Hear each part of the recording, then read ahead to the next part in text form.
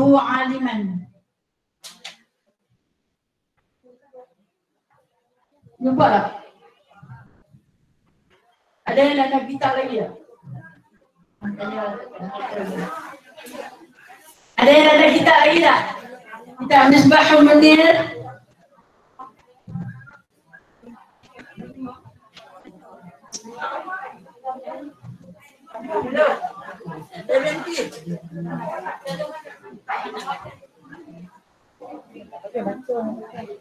Mohon maaf nak kalau saya tersilap baca tadi. Hari ini saya tinggal teropong. Saya dah baca mata. Kalau tersilap baca tolong berbetulkan lah. Ila hadratin sayyidina wa habibina wa syafi'ina wa zukhrina wa maulana Muhammadin sallallahu alaihi wasallam wa kafatil anbiya al-awliya wa syuhada wa salihin wa ila jami'al arwah al-muslimin wal muslimat wa ila arwahi abina wa ummina al-fatihah. A'udzu billahi minasy syaithanir rajim. Bismillahirrahmanirrahim. Alhamdulillahi rabbil alamin. Ar-Rahmanir-Rahim. Maliki yaumiddin. Iyyaka na'budu wa iyyaka nasta'in. اهدنا الصراط المستقيم صراط الذين أنعمت عليهم غير المغضوب عليهم ولا الضالين.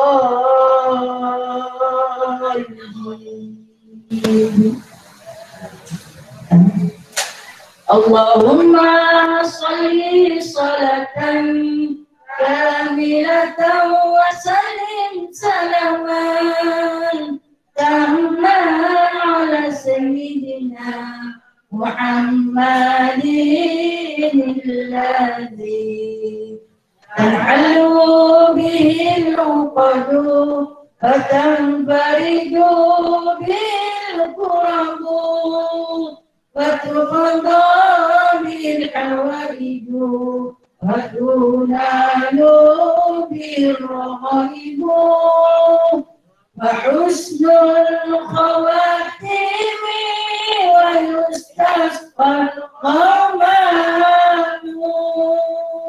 بوجه الكريم وعلى آله وصحبه في كل لمحة ونفس بعدد كل معلوم لك برحمتك يا أرحم الراحمين. بسم الله الرحمن الرحيم. رب اشرح لي صدري ويسر لي أمري واحلل عقدة من لساني يفقهوا قولي. اللهم صل على سيدنا محمد وعلى آل سيدنا محمد. ربي يسر ولا تعسر ربي تمن بخير يا كريم. سبحانك لا علم لنا إلا ما علمتنا إنك أنت العليم الحكيم إنك أنت السميع العليم إنك أنت التواب الرحيم. أما بعد فيا عباد الله, alhamdulillah, wahai sahabat-sahabat yang dirahmati Allah sekalian, syukur kita kehadrat Allah Ta'ala, Allah Subhanahu wa Ta'ala, Allah Azza wa Jalla, Jalla Jalalah, atas kurniaan Allah kepada kita.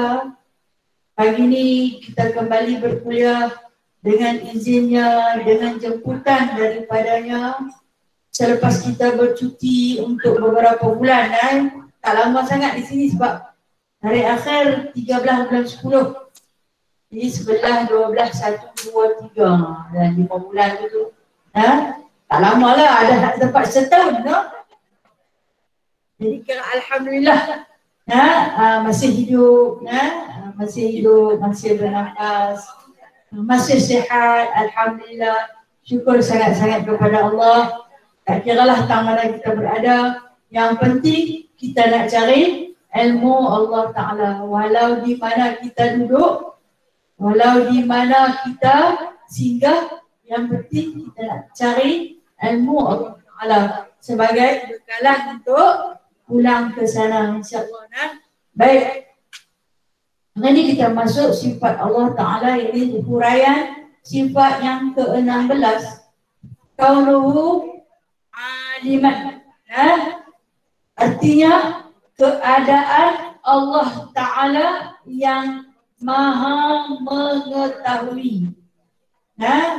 Keadaan Allah Ta'ala yang maha mengetahui. Sikit saja huraian yang kita baca. Wajib pada syarak pula atas tiap-tiap mukallaf mengetahui serta mengaku di dalam hatinya dengan tentu sungguh sabit di zat Allah Ta'ala kaunuhu aliman. Artinya keadaan Allah Ta'ala yang mengetahui dan tentu tidak keadaan Allah Ta'ala yang jahil. Dan keadaan itu adalah sifat sabit bagi zat Allah Ta'ala, dan keadaan itu adalah sesuatu perkara yang antara ada dan antara tiada, yang melazim dan melekat, dan yang melekat akan dia, akan sifat ilmu di zat Allah Ta'ala.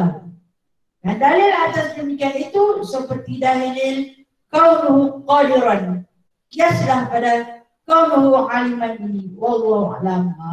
Itu wallahu a'lam. Musannif kita dia terus wallahu a'lam. Faham kan? Tak faham, hang ambil faham.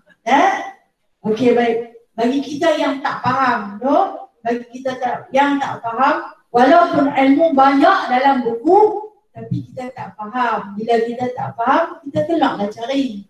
Maka wajiblah kita berguru. Dan dengan berguru itu kita dapat bermuzakarah. Maksud dia berbincang, bermutala'ah. Sambil-sambil kita membaca, sambil-sambil kita berbincang tentang satu sifat yang ke-16 bagi Allah Subhanahu wa Ta'ala yang dinamakan sifat kaunuhu aliman. Kalau nak kata aliman pun boleh. Aliman pun boleh. Kalau aliman pun boleh. Di mana ia ada isim fa'il. Kalau isim fa'il ditafdil aliman. Baik. Allah Subhanahu wa Ta'ala maha mengetahui keadaannya. Keadaan Allah Ta'ala itu mengetahui tanpa belajar. Jadi nampak kau dulu. Keadaan dia memang dah mengetahui. Tak payah pergi belajar dekat siapa-siapa.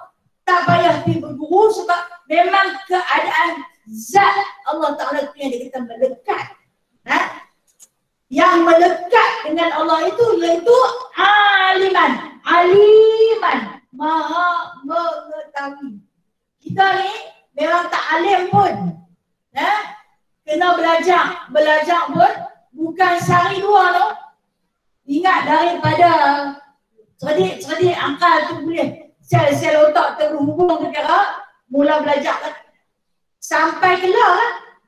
Tak habis-habis lagi. Alim dah? Tak alim juga lagi. Sebab tu kita bukan sifat alim tu, sifat yang melekat dekat kita. Tak lekat pun.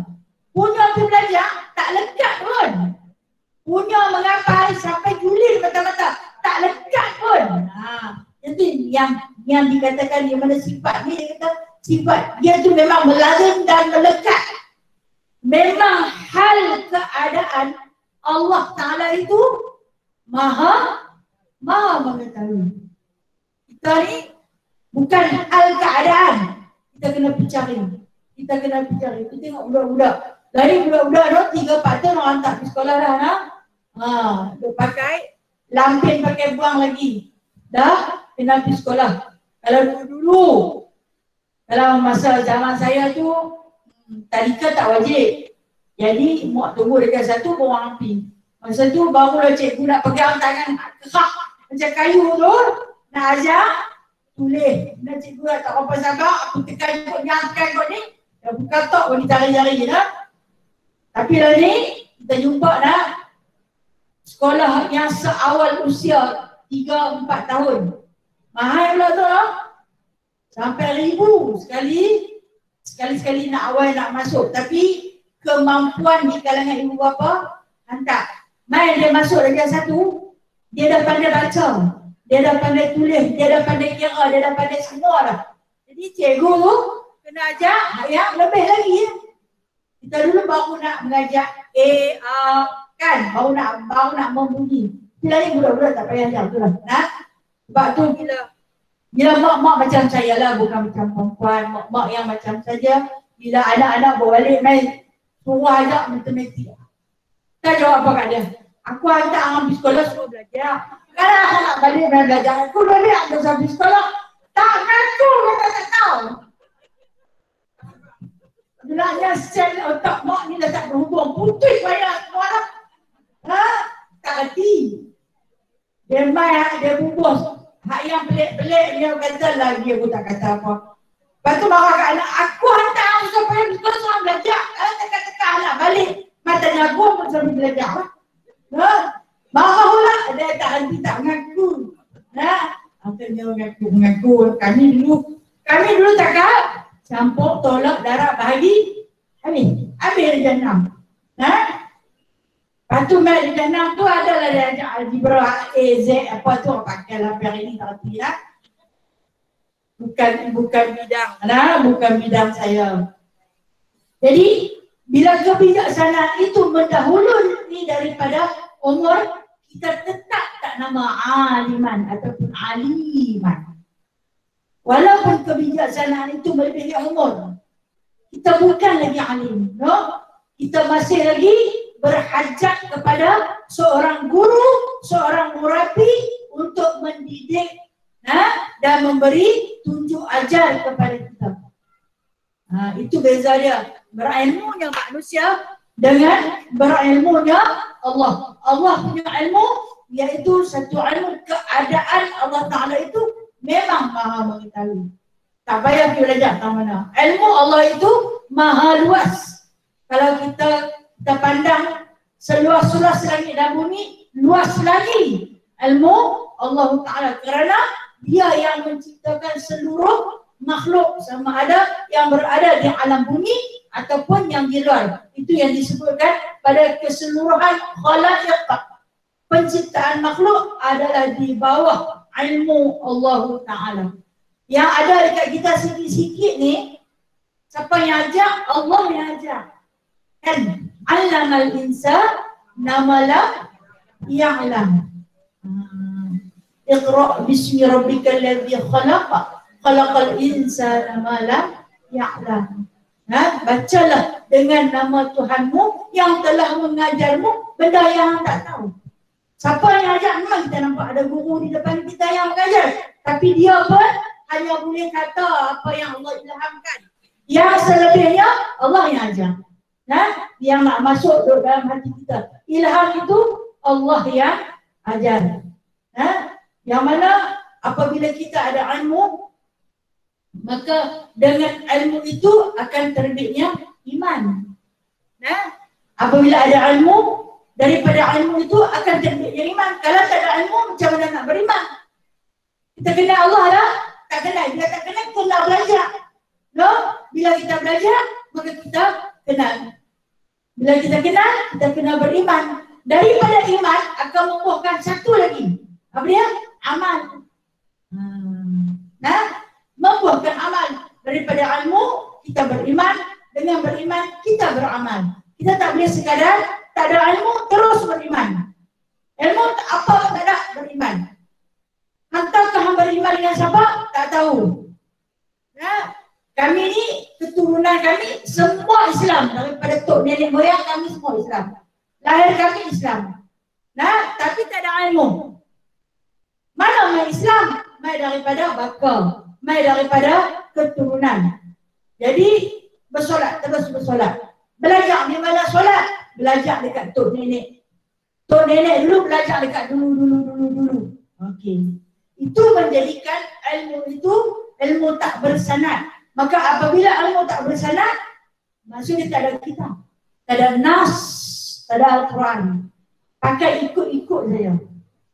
Lepas tu, kita pun berwuduklah dengan cara ikut-ikut. Yang mana kita tahu iman ni, iman yang ada pada kita terbahagi kepada 4 jenis. Iman yang ada pada kita ni terbahagi kepada 4 jenis. Ini uraian daripada sifat ilmu lah. Kita nak cerita. Yang mana yang pertamanya yang selalu saya sebut, iman taklid. Iman taklid. Iman ni iman ikut-ikut saja. Tengok orang pakai tudung, kita pun selalu tudung. Jadi passion, lawa-lawa tudung lagi. Pakai. Ikut-ikut. Dia bukan pakai kerana Allah. Dia bukan pakai kerana syariat. Dia bukan pakai kerana wajib. Tapi dia ikut saja. Okey, dia bersolat. Dia tengok orang ambil uduk, macam mana bola baca tangan. Lepas tu kumuk, lepas tu masuk itu. Dia tak tahu. Dia tiru. Itu dinamakan taklid. Ikut-ikut saja. Itu yang kita tengok, ada yang semayang sambil duduk tengok orang, dia ni nak rokok ke, dia ni nak sujud ke, atau waktu dia ambil uduk, dia sambil perhati tengok kawan sebelah, lepas ni dia basuh apa, lepas ni dia basuh apa, lepas ni dia basuh apa. Itu iman, itu dipanggil iman taklid. Dan ketahuilah kita, iman ini iman tidak sah. Iman ini iman tidak sah. Dalam amalan dia tak sah. Dia sembahyang, dia cuma tiru saja kawan sebelah. Kawan pun agak. Dia tu kata, aku tak sembahyang, tak apa. Ikut je apa aku buat. Sekali lagi aku duduk, duduk. Aku sujud, sujud. Aku garung, garung. Aku tak tahu. Pasal apa? Sebab tak ada ilmu. Ya, sebab tak ada ilmu. Bila tak ada ilmu, dia jadi taklid. Ikut saja. Boleh dah sebenarnya? Boleh. Tak susah berdiri, tunduk, sujud, bangkit, berdiri, tunduk, sujud. Tanpa ilmu. Sebab kita kena belajar. Itu yang kata bila taklid, iman itu jadi tidak sah. Bila iman itu tidak sah, amal pun tidak sah. Kalau nak beramal, wajib kena ada ilmu. Wajib kena ada ilmu. Daripada ilmu, mainlah iman. Daripada iman, mainlah amal. Itu tingkatan iman yang pertama, insyaAllah. Rasa-rasanya kita terlepas daripada yang tak sah tadi. Kita terlepas daripada taklid. Okey, iman yang kedua. Tingkatan iman yang kedua. Iman yang kedua ini dipanggil iman ilmu. Saya berani meletakkan kita duduk pada tingkatan yang kedua. Iman ini dipanggil iman ilmu. Tadi iman taklid, dia ikut-ikut, tiru-tiru saja. Orang puasa dia puasa, orang semayang dia semayang. Tapi yang kedua, iman dengan ilmu. Daripada mana dia beriman? Daripada ilmu yang dia belajar. Yang dia belajar. Yakin Hamzah? Yakin. Melalui guru mana? Melalui kitab mana? Melalui hadis ataupun nas yang mana? Ya, kami ada bukti. Sebab tu dalam setiap kuliah saya ingat kita ada kitab sebagai dalil, sebagai tanda yang kita belajar bersumberkan daripada Al-Quran dan Sunnah. Itu pelajaran kita. Semua yang kita belajar semuanya bersumberkan daripada Al-Quran dan Al-Sunnah ataupun Al-Quran dan Al-Hadis. Bukan kita reka-reka. Jadi itu tanda bukti yang kita ini beriman dan berilmu. Kita tak baca seorang-seorang. Kalau baca seorang-seorang dia bilang tadi, melekat pada zat apa dia ni, duduk tak duduk main melekat. Sedia dah Allah Ta'ala itu berilmu. Dengan tak payah pergi menuntut, tak payah menggunakan kolam, alat tulis. Kan, alam ambil kolam dia kata. Hampa cara nak berilmu kena ada perantaraan. Kena ada kolam. Kalau tak ada kolam, hampa kena ada hafaz. Kalau tak ada hafaz, hampa kena ada ingatan. Kalau tak ada ingatan, susah belajar lah. Lagu tu dah. Pergi balik, kosong. Tapi pahala Allah tetap dapat. Kalau kata pergi sekolah, cikgu duduk satu. Dia tak berkosong lah. Dia kehadiran tu tetap ada, tetap dikira pahala sebab atas kebaikan. Okey, iman yang kedua. Yang iman ilmu tadi Yang mana dia kata, kita ni belajar, ada ilmu. Macam kita, contoh dia macam kita. Tapi dengan ilmu yang ada ni, kita kena mujahadah. Maksud dia mujahadah ni, sungguh-sungguh lawan. Nak bagi istiqamah dalam beramal. Betul? Kalau kita tak lawan, dia tak mahu buat. Kita ada ilmu. Ilmu tentang solat tahajud, solat bangun malam. Kalau orang tak ada ilmu, dia tak lewat tahajud. Dia nak buat apa? Malam orang lena, orang pergi sembahyang. Tapi bila ada ilmu, dia bangkit. Sebab apa? Dia belajar. Ada kitab menceritakan tentang kelebihan bertahajud. Dan solat apa yang dia nak buat, macam mana yang dia nak buat. Dari Syama'il dengan cerita tahajud Rasulullah kan. Jadi kita ni buat kerja semua ikut apa yang Rasulullah buat. Jadi daripada ilmu tu kita nak mujahadah. Mujahadah ni, kalau orang tanya apa mujahadah ni, sungguh-sungguh berlawan dengan nafsu. Ilmu dah main, iman dah ada. Tinggal nak berkelahi saja. Nak bangkit pergi sembahyang. Tu yang selek-selek mata awal lagi ikut. Ketiga baru awal sangat ikut. Tabung sikit je lagi. Allah Ta'ala maha pengasih, gerak pula 4.5. Awal lagi subuh lambat. Ni yang nak mujahadah ni.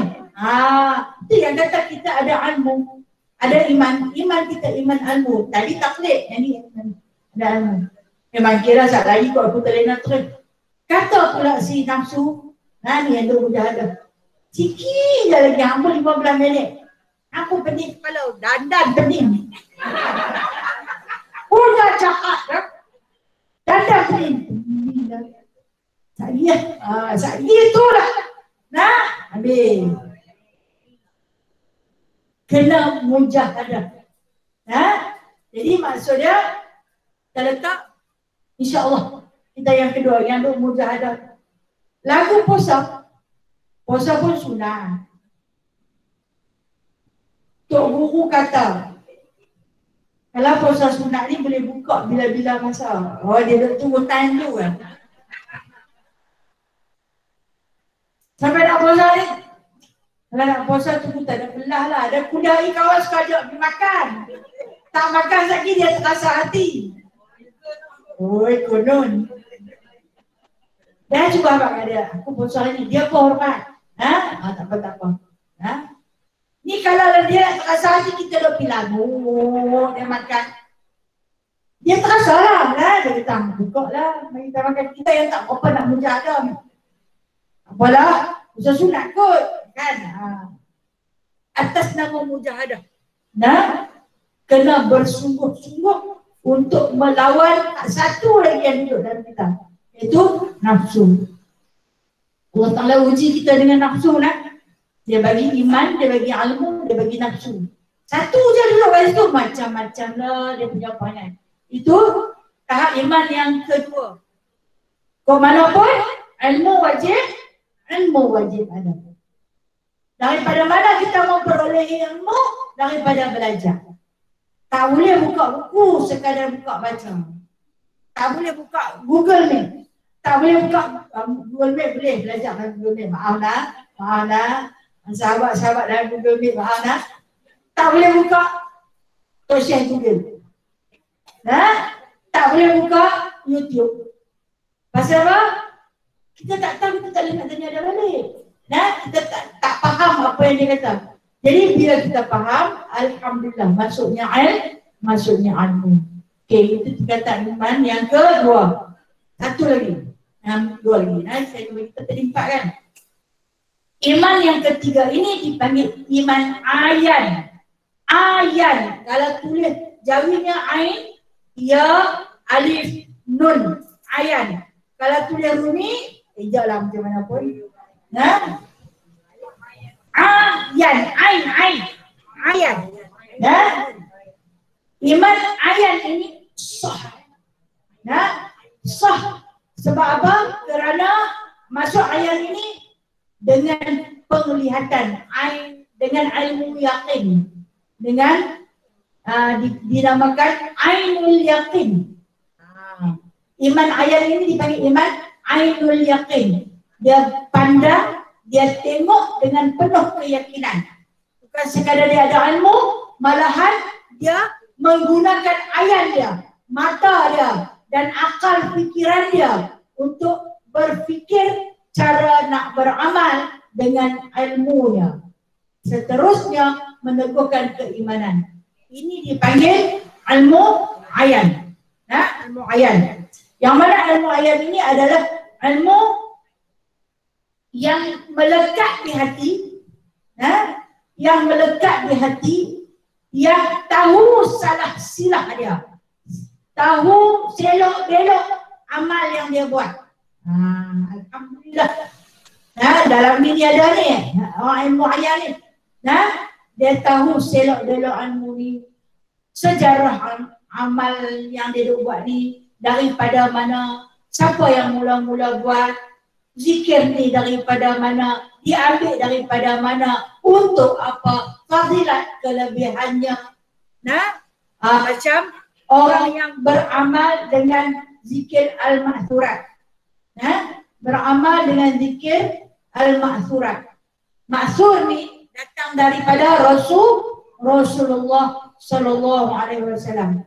Hang ambil ke mana?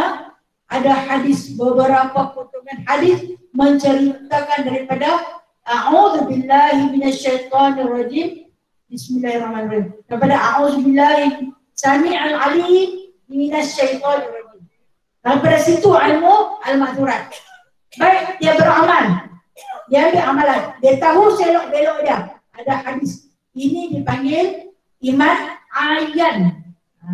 Dia beramal. Dia beramal. Okey, kita semayang. Kita semayang. Saya nak ambil contoh yang paling mudah. Pada amalan wajib. Semayang. Ketika mana kita nak semayang, kita basuh berak, kita dah rasa cuci, terus pergi semayang. Tak kan? Tak kan? Kita ada ilmu. Kita ada ilmu. Kita berwuduk terlebih dahulu. Sebelum berwuduk, cun dulu tangan nak basuh berak tu. Ada masih rasa bau, ada warna, ada rasa. Rasa bukan tak di lidah. Faham? Tak lagi tak di lidah. Bukan letak di lidah, tapi rasa berlendiak ke tidak. Tengok ada warna, tak ada warna. Tangan ada berlendiak. Bekas kita basuh najis lagi. Tak ada. Kalau ada kita basuh sampai bersih. Lagi pi rasa pula. Dah kata ada rasa. Rasa ni rasa melekat, melekit. Itu maksud dia rasa. Bila mana tak ada, kita sabun, sah. Sah dia bersih. Kita berwuduk. Kan berwuduk dengan ilmu. Ilmu mana? Ilmu ayan. Dia tahu selok belok ilmu tu mai daripada mana. Dia belajar sungguh-sungguh. Dia reti, dia tahu. Rasulullah ajar. Macam mana cara ambil semayang? Mula buang najis pergi habis. Cuci dan najis di tubuh badan. Bersih, baru ambil wuduk. Perhati tengok. Kuku panjang. Di bawah kuku berkeritam. Dari kuku. Basuh. Tak gelap. Gelap bercari. Pek kuku, pek. Buang. Buang dulu. Itu ilmu ayan. Dengan mata hati dia. Dengan akal fikiran. Dia beriman, berilmu dengan iman ayan. Ini biasanya apabila dia melakukan ketaatan, taat sungguh-sungguh, taat sungguh-sungguh, tapi kena mujahadah juga. Sebab kita manusia, mujahadah ni pilih juga. Iman ayat ini untuk orang-orang yang berilmu dan orang-orang yang soleh. Kalau tanya kita soleh dah, kan? Malu nak kita soleh. Tapi insyaAllah. InsyaAllah. Dalam ilmu ayat ini sebab tu kita belajar lah. Pasal itulah kita belajar. Kenapa kita belajar? Sebab kita nak tahu macam mana boleh terjadinya solat 5 waktu. Kita nak tahu pasal apa yang ni sembahyang pada waktu subuh. Awak tak pergi sembahyang tengah hari sikit, boleh makin lambat sikit. Tapi kita patuh dan taat atas soal muayyan. Kita bangkit juga buat. Tak adalah hari ni bagi subuh lambat sikit lah, pukul 8 tu elok lah kalau nak suruh kita lah. Kan? Kalau lah kita ni boleh adjust, kita kata, ya Allah, bagilah subuh lambat sikit, semua boleh sampai subuh. Ni awal sangat, mau tidak, itulah, dia tak kerti situ, kita yang tak kerti. Allah dah cucun cantik dah. Atas ilmu ayat, ilmu yang mempunyai akal, fikiran yang waras, pandangan mata hati, pandangan mata sendiri dengan terus menerus, maka kita bangkit dengan penuh ketaatan. Ayat. Okey, yang keempat. Yang keempat ni, katalah ada wali Allah dalam ni. Yang keempat ini adalah iman hak. Hak, H-A-K. Hak arti aja. Ayat tadi tak arti aja. Hak.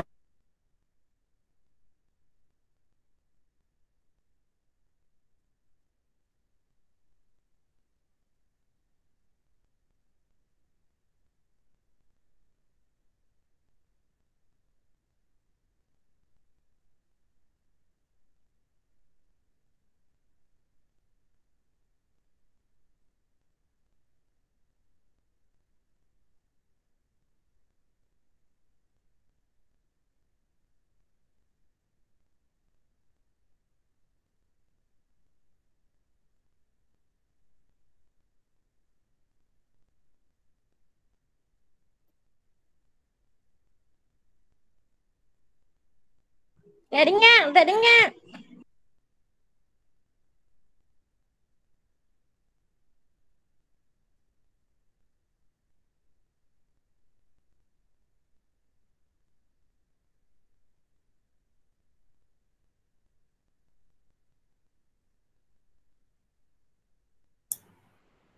Tunggu Ustaz nak, sahabat Ustaz, hilang dah.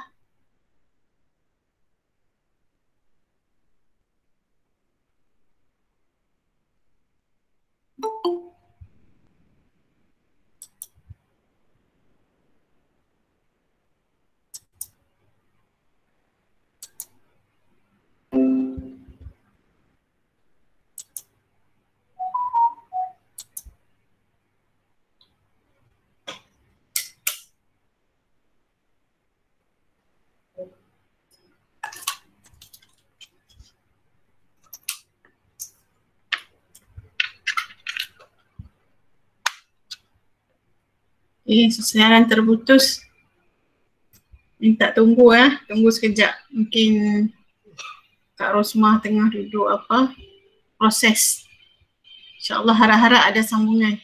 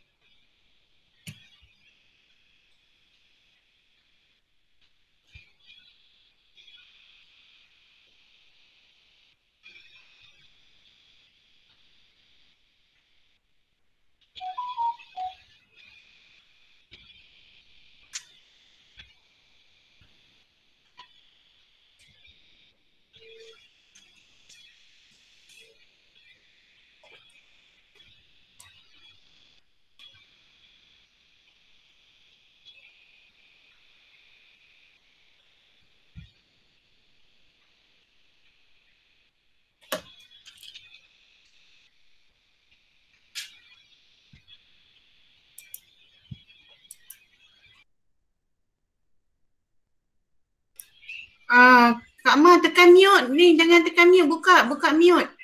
Kak Ma, Ustazah buka mute.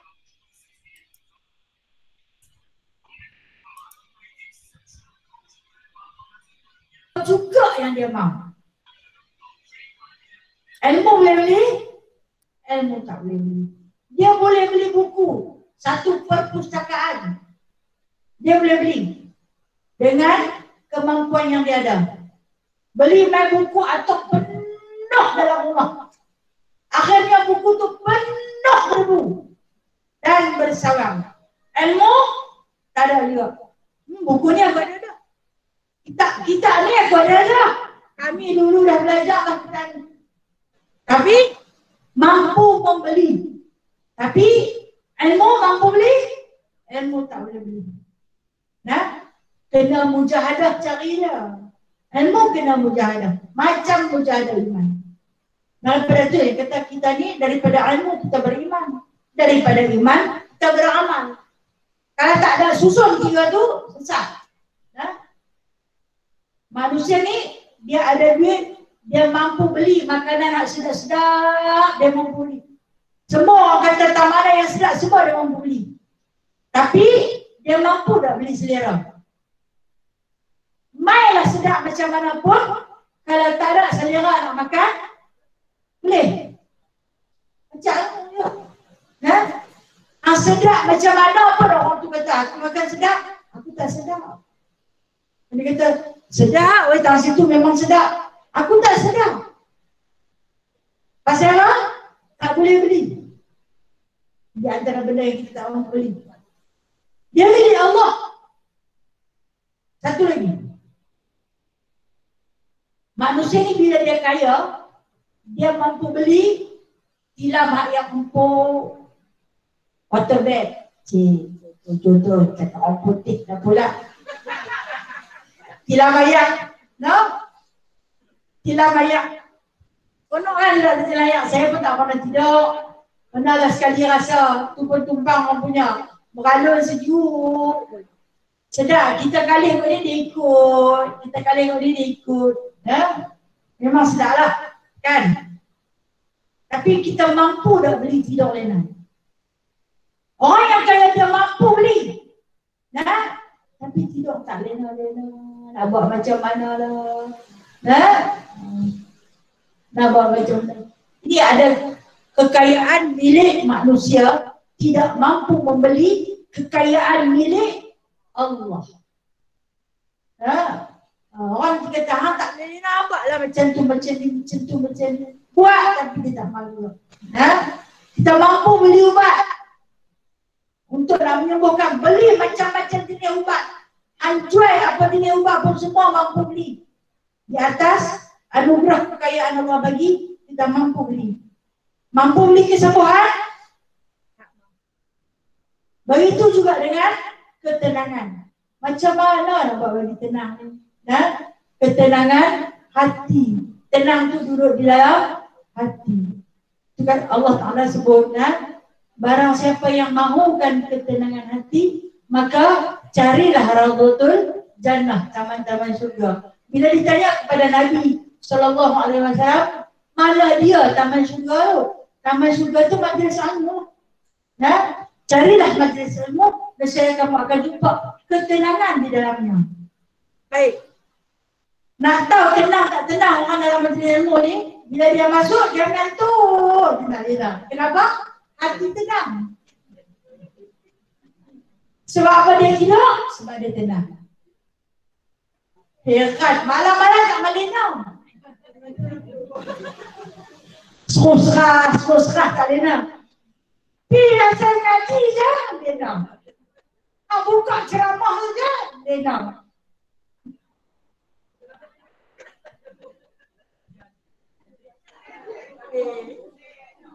Pasal apa? Pasal tenang. Saya selalu kenal itu, sebab itu saya gelap kan. Sebab saya di antara yang suka tidur dalam majlis ilmu. Saya ingat, tu guru saya pernah kata, tu dia terlebih tenang tu. Dia dah sampai orang rehat habis, sudah sedap, seorang lagi lah. Ada. Dia kata banyak. Kalau kata tak lena lagi alim tu, no? Allahu Akbar. Ini dia kata, kalau nak cari ketenangan, cari dalam majlis ilmu. Sungguh. Cari gelap-gelap tu, celik mata, macam tu slide tu.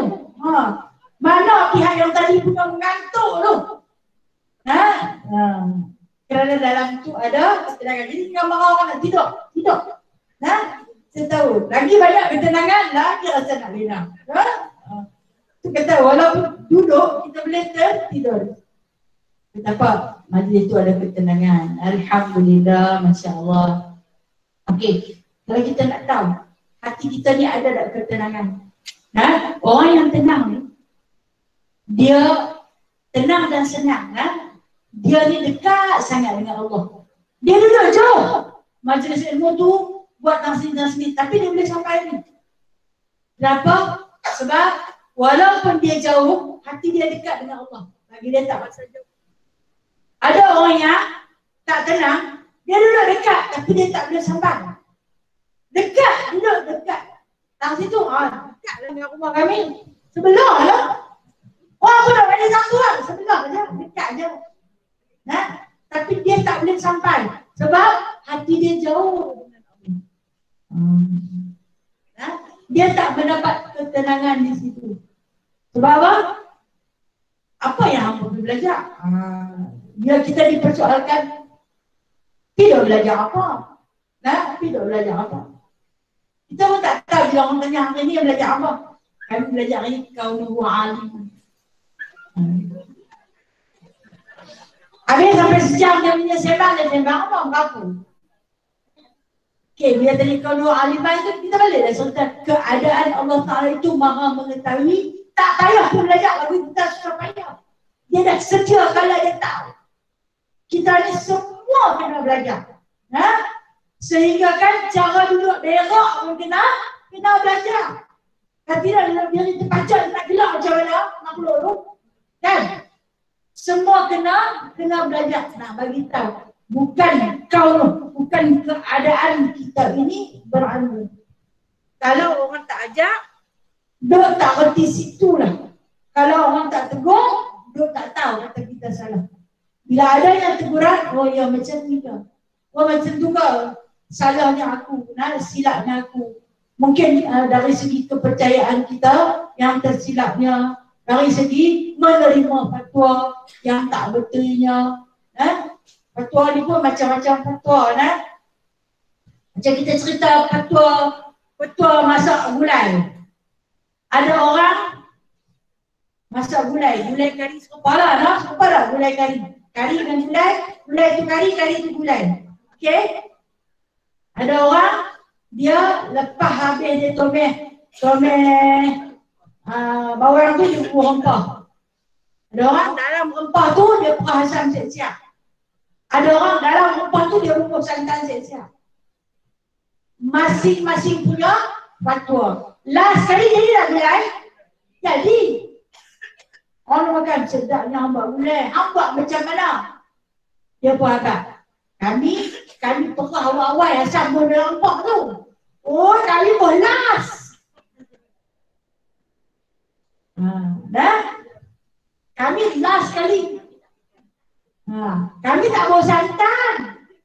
Oh, kami bubuh. Sampai berkepala berpaling, berlendang tu.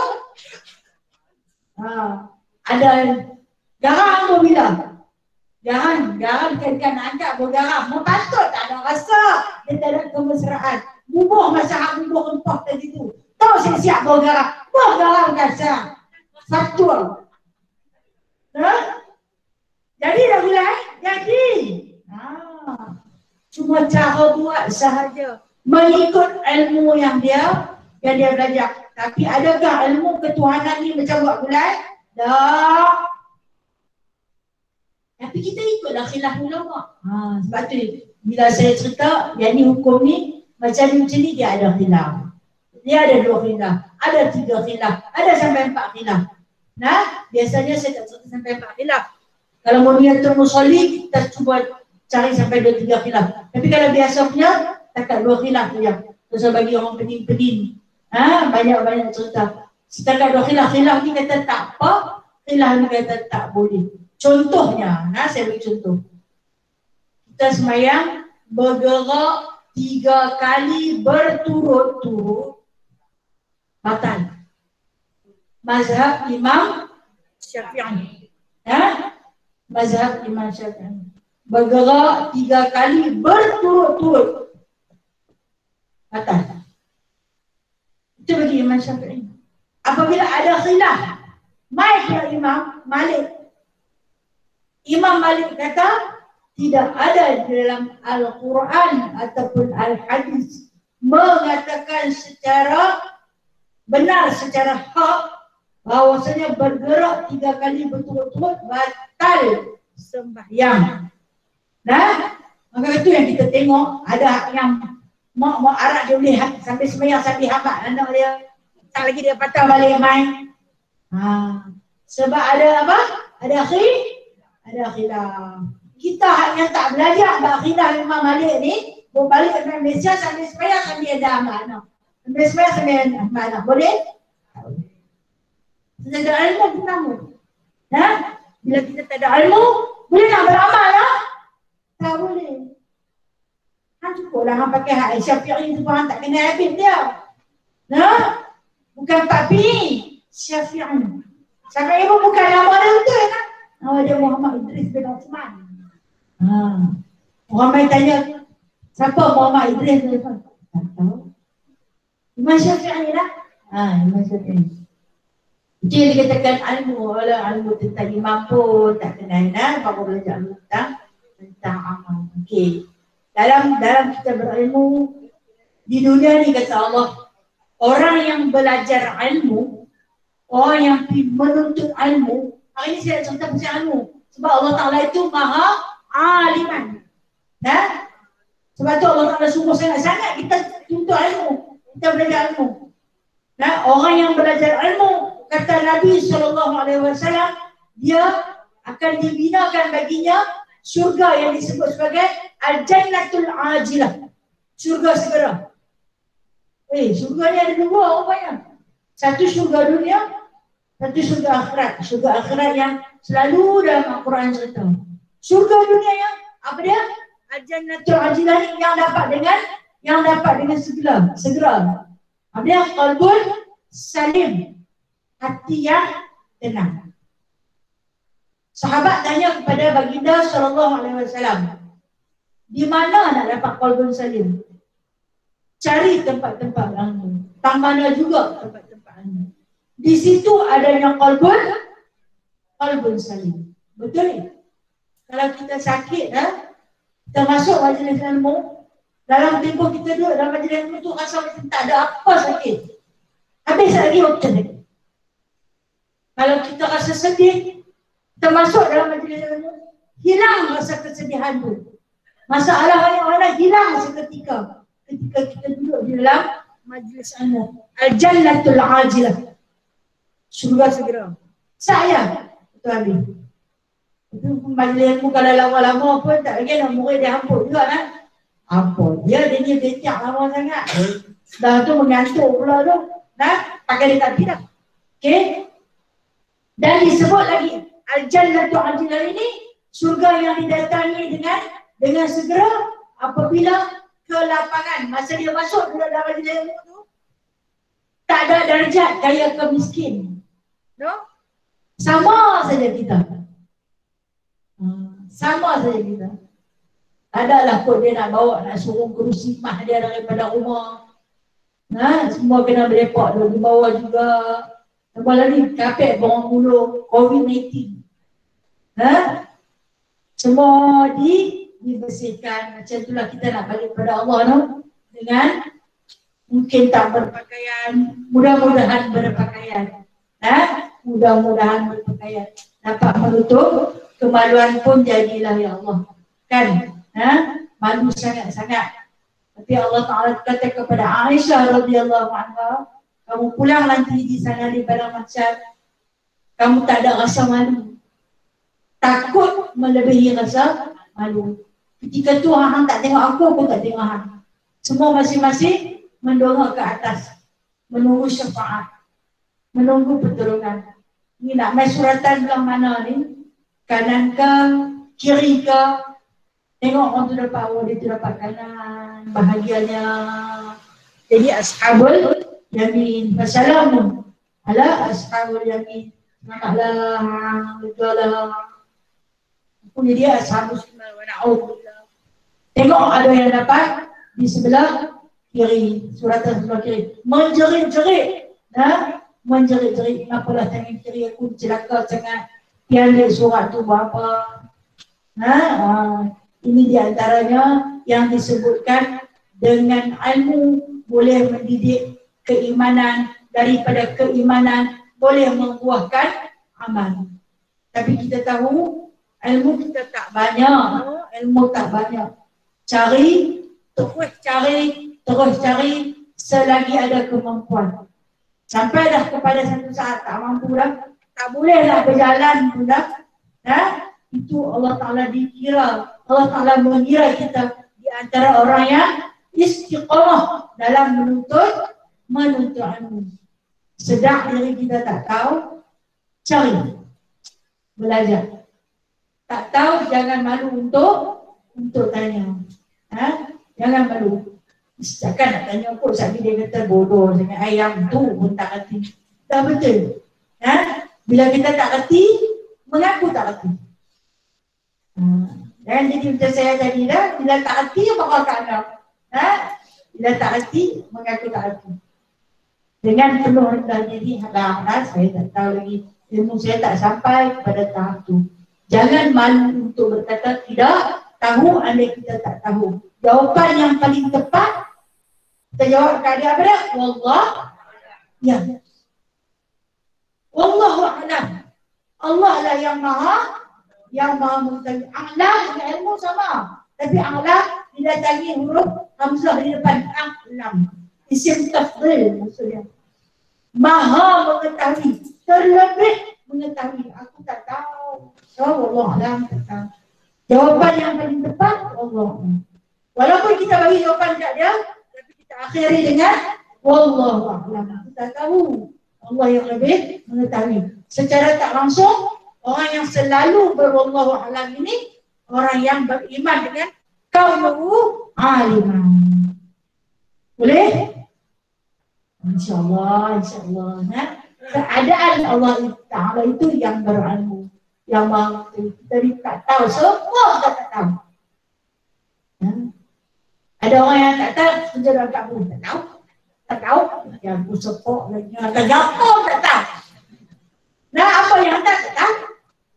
Apa yang tak tahu? Apa yang tak tahu? Lagi kita tahu apa yang tak tahu. Lepas tu, tak tahu je lah, sedia tak tahu. Janganlah sampai tahap tu. Wallah Allah lagi maha mengetahui. Dia yang akan tak kerti sikit pun. Kita belajar. Alhamdulillah. Wallahu a'lam. Saya pun wallahu a'lam.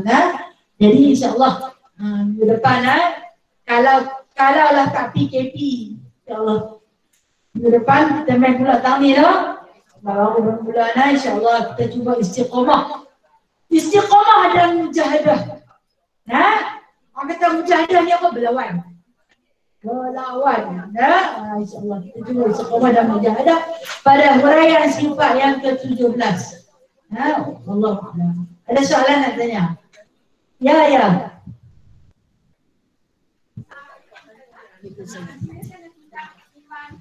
Okey. Ikut-ikutan. Apa amalan kita tu tak sah. Sebab tanpa guru. Ya. Tanpa ilmu. Tanpa ilmu. Tak ada bentuk kan. Lepas tu kalau kita beramal macam biasa sembahyang atau sembahyang, adakah Allah Ta'ala timbul? Okey, baik. Adakah Allah Ta'ala menerima iman taklid? Yang ni dia beriman, dia beramal dengan cara ikut-ikut saja. Dia tak belajar, dia tak ada ilmu, dia tak tahu celok belok ilmu tu kan. Dia cuma ikut saja. Adakah Allah Ta'ala menerima? Adakah? Dikatakan iman tak sah. Pada amalan juga tidak sah. Beramal tanpa ilmu, gila namanya. Tidak sah. Sesuatu yang tidak sah, tidak diterima oleh Allah. Tetapi berkenaan dengan dia beramalan itu, sebab dia tak pergi belajar, dia ikut saja. Mungkin daripada dia ikut tu, yang dia ikut tu boleh turun ilmu kat dia. Kalau dia terus ikut, kalau tu nanti habaq. Jadi tok guru kecil dia lah. Usoli macam ni. Cuba usoli. Tu guru dia. Jadi mungkin yang mula-mula dia ikut sambil dia tengok dia tidak sah. Tapi lama kelamaan kawan tu kata, aku pun tak pandai, tapi bolehlah katakan abang ni ikut aku. Tang ni baca macam ni, tang ni baca macam ni. Itu dalam proses menuntut ilmu. Lama kelamaan insya-Allah boleh diterima oleh Allah. Yang Allah itu Maha menerima. Dialah. Dia yang terima, dia yang tolak. Pahala dan dosa adalah milik dia. Sah dan batal adalah milik dia. Tapi ulama mengatakan kalau dia taklid, dia hanya ikut sahaja tanpa belajar, tanpa berilmu, tidak sah. Kalau dia berterusan dengan tak belajar, beramal dengan tak belajar, tak sah. Kalau sambil-sambil dengan guru kecil dia, insya-Allah. Walaupun sebesar zarah, Allah menerima kebaikan. InsyaAllah.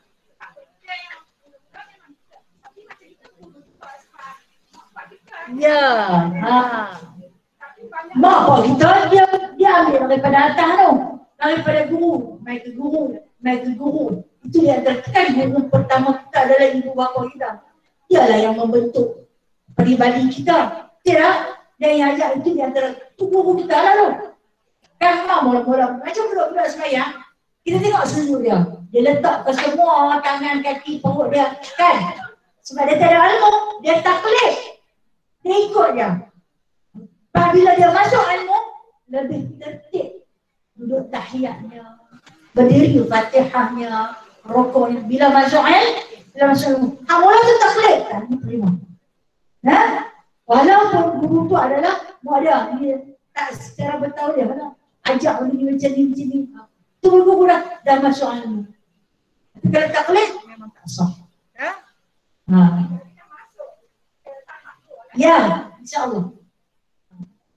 Ya, Kak Syifah. Kiriman awal misalnya, apakah kelebihan yang keistimewaan puasa hari putih sehingga Allah tak pernah ingat? Okey, apakah kelebihan ataupun keistimewaan hari putih? Hari putih itulah yang saya ulang kali-kali. Hari putih ni dia ada 3 hari di dalam sebulan, 13, 14 dan 15 pada setiap bulan-bulan Hijrah. Okey, di antara keistimewaan itu sampai Rasulullah tak pernah tinggal. Yang disebutkan oleh baginda sallallahu alaihi wasallam, nescaya mereka itu tidak akan lapar dan dahaga ketika mana nak mati, dan tidak akan lapar dan dahaga ketika dibangkitkan di mahsyar. Kita ni saat sakaratul maut, saat nak mati ni, ayam laut diteguk 7 lautan pun tak hilang dahaga. Punya dahaga orang nak mati. Kita yang hidup dah titik air pun tak masuk dah. Tapi dia punya dahaga, dia kata 7 lautan air diteguk takkan hilang. Bagi makan apa pun takkan menghilangkan rasa kelaparan. Tetapi kelebihan orang yang berpuasa pada hari-hari putih, setiap bulan 3 hari itu dia ambil, tengah bulan saja, okey, akan terlepas daripada azab sakaratul maut, terlampau dahaga dan lapar. Begitu juga kita bangkit di padang mahsyar. Keadaan matahari yang begitu mendekat menyebabkan kita terlalu haus. Dikatakan pecah anak tekak ni. Punya dahaga dan punya lapar. Orang yang selalu berpuasa, beramal dengan puasa hari putih, insya-Allah terlepas daripada siksa itu. Insya-Allah taala. Ya, sama-sama kasih. Ya. Okey, kalau tak dapat buat 3 hari betul-betul tak boleh, tak dinamakan yaumul bayd. Ada orang panggil ayyamu abyad. Hari-hari putih. Kalau yaumun bayd, bukan baik, bayd bayadha, bayd putih. Kalau sebut ayyamu abyad. Kalau jamak sama jamak. Kalau mufrad sama mufrad. Yaumun bayd. Derek 3 hari. Yang tu dah berjadah. Allah, dah cantik-cantik dah puasa dah 2 hari. Jangan hari ketiga kena uri. Kan? Kita ni pula dia meraihkan kena uri. Kena mujahadah. Allah. Ada soalan? Sahabat Alam Maya ada soalan?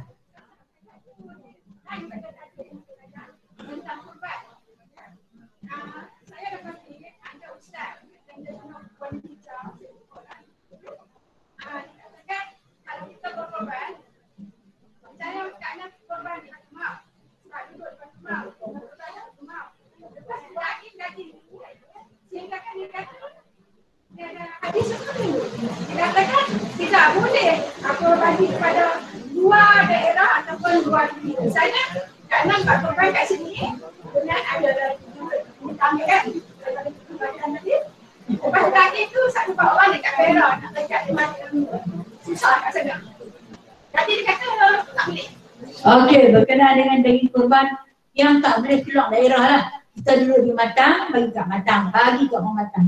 Kalau ada orang Matang dah dapat sampai melimpah ruah, sedangkan ada yang lebih berhak. Yang susah, yang kita kenal, yang kita tahu kesusahan dia, ada setengah pendapat kata tak boleh. Tetapi pada pendapat Imam Asy-Syafi'i rahimahullah ta'ala, kita pegang teruskan negara kanan, dia suruh bagi dulu dalam karya tu. Kalau karya tu semua dah kenal sama rata, dah pakat dapat dah, maka boleh kita bawa ke luar. Bagi hak dekat orang, luar karya lain, daerah lain, mukim lain, boleh tak? Negeri lain boleh tak? Boleh. Apabila keseluruhan di tempat tu semua dah dapat. Tapi kalau ada lagi yang tak dapat, kita ambil, kita pergi kat tempat lain. Sedangkan itu yang jadi istilah kera di hutan disusukan, anak di rumah mati kelaparan. Ni anak di rumah sampai nak pecah dah perut-perut punya makan. Eloklah tu cari kera bagi makan.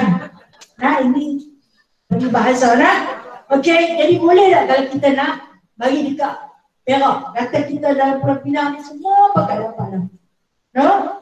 Boleh bagi? Boleh.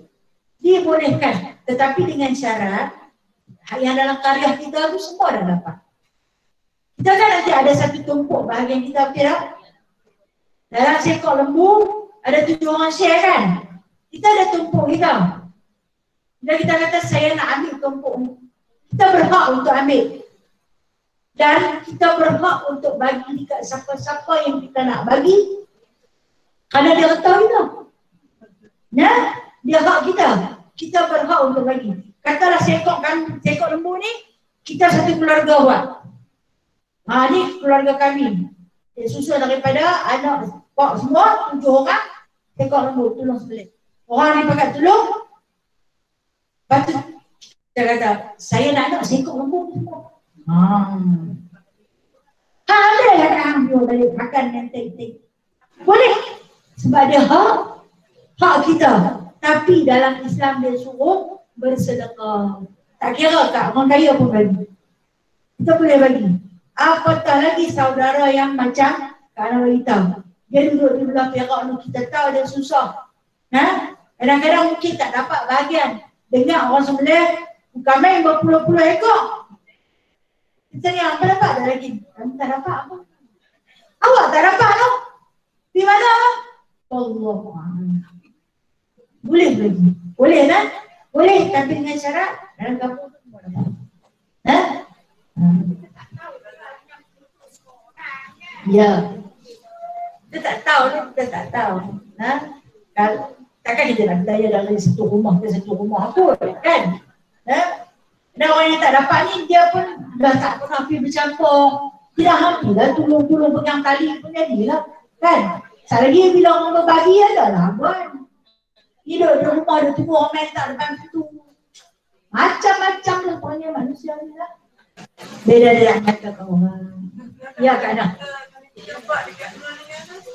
Okey, buat korban luar negara.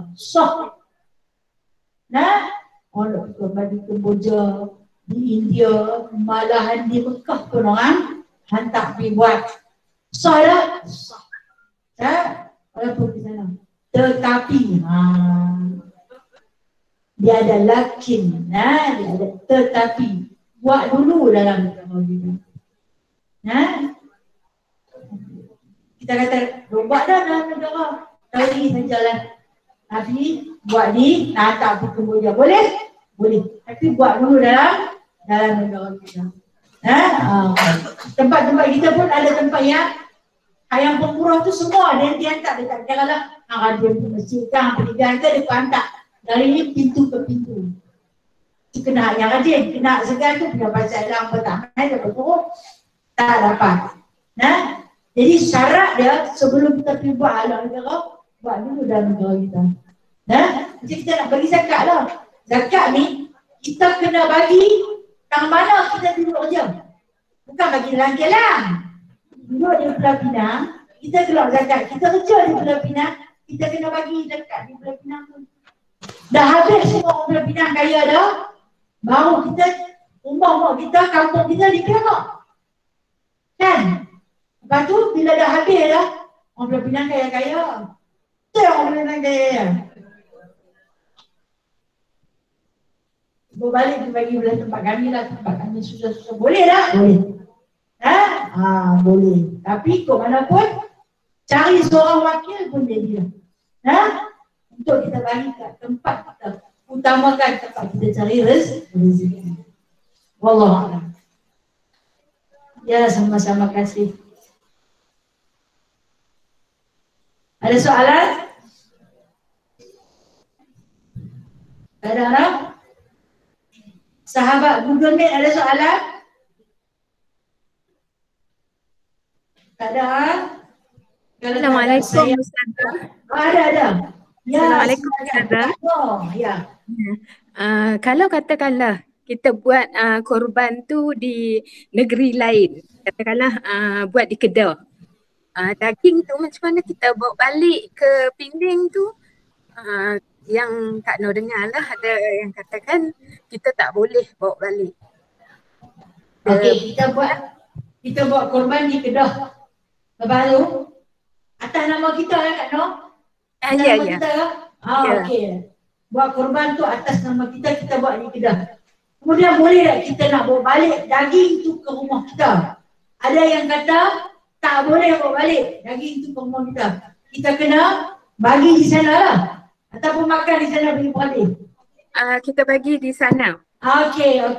Kalau macam kalau kita nak bawa balik, kita kena masak dulu. Sekurang-kurang masak sikit. Kena masak dulu. Masak sikit baru boleh balik mai rumah. Mungkin itu pendapat. Mungkin itu ada khilaf pendapat. Jadi kita raikan pendapat itu. Namun saya lebih nak raikan pada khilaf pendapat Imam Asy-Syafi'i rahimahullahu ta'ala. Boleh tak kita bawa daging mentah tu, bawa balik mai ke rumah kita dan kita masak, kita makan di rumah, atau mungkin kita nak bagi kat jiran-jiran bagi rasa, ni saya buat korban di kampung, saya nak bagi. Boleh tak? Boleh, kata Imam Syafi'i. Boleh. Bahkan daging korban ni kalau kita lampau banyak kita dapat, kita orang susah, kita boleh jual lagi. Kita boleh jual lagi. Jual ni lagi korban banyak sangat dapat. Aku nak beli beras pun tak ada, takkan nak makan daging saja, nasi tak ada. Jual lagi tu, beli beras. Boleh. Itu pendapat Imam Syafi'i. Mudah. Okey kan, Nur? Okey, terima kasih Ustazah. Sama-sama. Okey. Ni cerita bak daging korban, Nur. Ustaz tak main lagi dia cerita bak korban. Masalah kita memang banyak lah tentang daging korban. Yang curi pun ada. Dia boleh nak makan. Dia curi, yang orang bagi sudah lah. Yang curi pun curi. Macam mana dia nak balik makan daging tu? Alhamdulillah, insyaAllah orang dalam tak buat ni, alhamdulillah. Solehah belaka. A'udzubillahi minasyaitonirrajim. Bismillahirrahmanirrahim. Alhamdulillahirabbil alamin. Hamdan katsiran, hamdan yuwaffi ni'amahu wa yukafi'u mazidah. Ya Rabbana lakal hamdu kama yanbaghi li jalali wajhikal karim wa 'azim sultanik. Allahumma zidna 'ilman nafi'a wa fahman wasi'a wa 'amalan mutaqabbala wa taubatan nasuha wa tijaratan lan tabur. Ya musabbibal asbab, يا فاتح الأبواب، يا سامع الأصوات، يا مجيب الدعوات، يا قاضي الحاجات، اجعلنا من الناجحين، وانصرنا فإنك خير الناصرين، وافتح لنا فإنك خير الفاتحين، واغفر لنا فإنك خير الغافرين، وارحمنا فإنك خير الراحمين، وارزقنا فإنك خير الرازقين، واهدنا ونجنا من القوم الظالمين.